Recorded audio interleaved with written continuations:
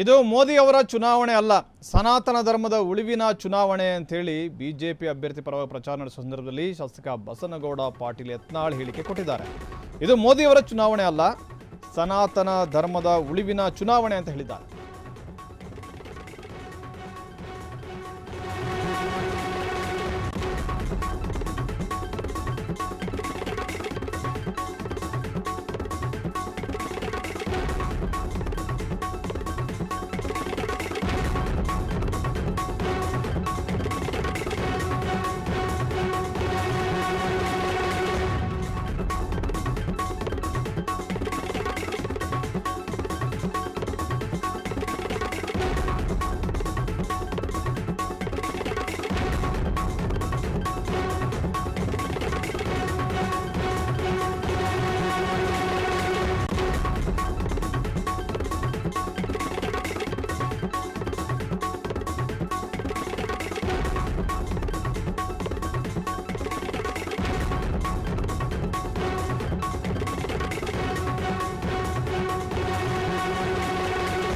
ಇದು ಮೋದಿ ಅವರ ಚುನಾವಣೆ ಅಲ್ಲ, ಸನಾತನ ಧರ್ಮದ ಉಳಿವಿನ ಚುನಾವಣೆ ಅಂತ ಹೇಳಿ ಬಸನಗೌಡ ಪಾಟೀಲ್ ಯತ್ನಾಳ್ ಹೇಳಿಕೆ ಕೊಟ್ಟಿದ್ದಾರೆ. ಬಿಜೆಪಿ ಅಭ್ಯರ್ಥಿಯ ಪರವಾಗಿ ಪ್ರಚಾರ ನಡೆಸುವ ಸಂದರ್ಭದಲ್ಲಿ ಅವರು ಇಂಥ ಒಂದು ಮಾತನ್ನು ಹೇಳಿದ್ದಾರೆ.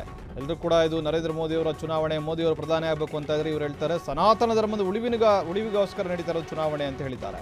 ಚಿಕ್ಕೋಡಿಯಲ್ಲಿ ಅಣ್ಣಾ ಸಾಹೇಬ್ ಜೊಲ್ಲೆ ಪರವಾಗಿ ಪ್ರಚಾರವನ್ನು ನಡೆಸುವ ಸಂದರ್ಭದಲ್ಲಿ ಯತ್ನಾಳ್ ಈ ಹೇಳಿಕೆ ಕೊಟ್ಟಿದ್ದಾರೆ. ಬೆಳಗಾವಿ ಜಿಲ್ಲೆಯ ಅಥಣಿ ಪಟ್ಟಣದಲ್ಲಿ ನಡೆದ ಸಮಾವೇಶದಲ್ಲಿ ಭಾಷಣ ಮಾಡ್ತಾ ಯತ್ನಾಳ್ ಈ ಮಾತುಗಳನ್ನು ಆಡಿದ್ದಾರೆ. ಇನ್ನು SC STಗೆ ಮೀಸಲಾತಿ ನೀಡಿದವರು ಬಿಜೆಪಿಯವರು, ಬೊಮ್ಮಾಯಿ ಸರ್ಕಾರ ಅಂತ ಹೇಳಿದಂಥ ಯತ್ನಾಳ್ ಅಭಿ ಪಿಕ್ಚರ್ ಬಾಕಿ ಹೈ ಅಂತ ಹೇಳೋ ಮೂಲಕ ಮುಸ್ಲಿಮರ ವಿರುದ್ಧ ಪರೋಕ್ಷ ವಾಗ್ದಾಳಿ ನಡೆಸಿದ್ದಾರೆ ಅಂತ ಹೇಳಲಾಗ್ತಾ ಇದೆ. ಸೊ ಬನ್ನಿ ಅವ್ರು ಏನು ಹೇಳಿದ್ರು ಕೇಳೋಣ.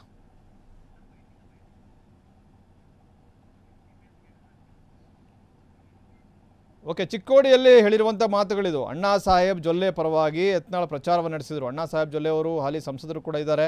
ಈಗ ಮತ್ತೊಮ್ಮೆ ಬಿಜೆಪಿ ಅಭ್ಯರ್ಥಿಯಾಗಿ ಚಿಕ್ಕೋಡಿಯಿಂದ ಸ್ಪರ್ಧಾ ಕಣದಲ್ಲಿದ್ದಾರೆ. ಈ ಸಂದರ್ಭದಲ್ಲಿ ಪ್ರಚಾರವನ್ನು ನಡೆಸುವ ಸಂದರ್ಭದಲ್ಲಿ ಯತ್ನಾಳ್ ಅವರು ಈ ಹೇಳಿಕೆಯನ್ನು ಕೊಟ್ಟಿರುವಂಥದ್ದು. ಬೆಳಗಾವಿ ಜಿಲ್ಲೆಯ ಅಥಣಿ ಪಟ್ಟಣದಲ್ಲಿ ನಡೆದ ಸಮಾವೇಶದ ಸಂದರ್ಭದಲ್ಲಿ ಭಾಷಣ ಮಾಡ್ತಾ ಯತ್ನಾಳ್ ಅವರು ಇದು ಮೋದಿ ಅವರ ಚುನಾವಣೆ ಅಲ್ಲ, ಸನಾತನ ಧರ್ಮದ ಉಳಿವಿನ ಚುನಾವಣೆ ಅಂತ ಹೇಳಿಕೆ ಕೊಟ್ಟಿದ್ದಾರೆ. ಇದೇ ವೇಳೆ SC STಗೆ ಮೀಸಲಾತಿ ನೀಡಿದವರು ಬಿಜೆಪಿಯವರು, ಅದು ಬೊಮ್ಮಾಯಿ ಸರ್ಕಾರ ಕೊಟ್ಟಿದ್ದು ಅಂತ ಹೇಳೋ ಮೂಲಕ ಕಾಂಗ್ರೆಸ್ ವಿರುದ್ಧ ವಾಗ್ದಾಳಿಯನ್ನು ನಡೆಸಿದ್ದಾರೆ ಪರೋಕ್ಷವಾಗಿ. ಬೆಳಗಾವಿ ಜಿಲ್ಲೆಯ ಅಥಣಿ ಪಟ್ಟಣದಲ್ಲಿ ನಡೆದಂಥ ಚುನಾವಣಾ ಪ್ರಚಾರ ಒಂದು ಸಮಾವೇಶದಲ್ಲಿ ಮಾತನಾಡಿರುವಂಥದ್ದು ಯತ್ನಾಳ್ ಅವರು. ಚಿಕ್ಕೋಡಿಯಲ್ಲಿ ಅಣ್ಣಾ ಸಾಹೇಬ್ ಜೊಲ್ಲೆ ಪರವಾಗಿ ಪ್ರಚಾರವನ್ನು ನಡೆಸಿದ ಸಂದರ್ಭದಲ್ಲಿ ಅವರು ಈ ಹೇಳಿಕೆಯನ್ನು ಕೊಟ್ಟಿದ್ದಾರೆ.